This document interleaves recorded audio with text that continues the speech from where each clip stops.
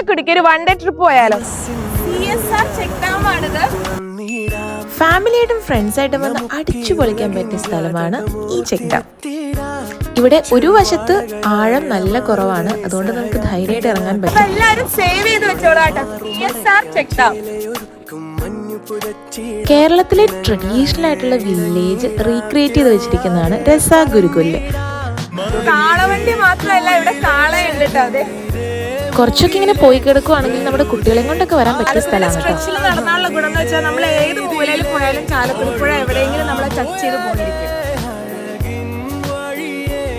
കേരളത്തിലേക്ക് ഒഴുകുന്ന ബിയറിന്റെ മൊത്തം കേന്ദ്രമാണ് ഈ കാണുന്ന ബ്രൂവറി. ആൻഡ് ഇവിടുത്തെ വെള്ളം ഇവിടുത്തെ നമ്മുടെ ചാലക്കുടി പുഴയിലെ വെള്ളമാണ് ഈ ഉപയോഗിക്കുന്നത് മൊത്തം. ചാലക്കുടിയിൽ നിന്ന് ഏകദേശം 15 കിലോമീറ്റർ അകലെ നായരങ്ങാടി നഗരവനത്തിലാണ് നമ്മുടെ മദാമപ്പാറ സ്ഥിതി ചെയ്യുന്നത്. മദാമപ്പാറയിൽ പോയിട്ടുണ്ടെങ്കിൽ മദാമ്മമാരെ ഒന്നും കാണാൻ പറ്റില്ല, പക്ഷെ നല്ല കിടിലൻ ഒരു വ്യൂ പോയിന്റ്